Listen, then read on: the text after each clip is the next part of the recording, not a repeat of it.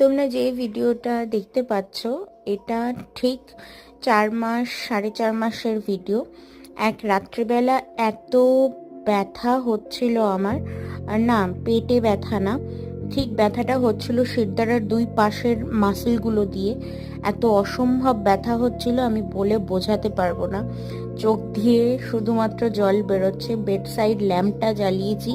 কুন্ডুবাবু শোয়ার আগেই বলেনি মুভ এগুলো দিয়ে মাসাজ করে হট ব্যাগের গরম শেক দিয়ে তবে শুয়েছে।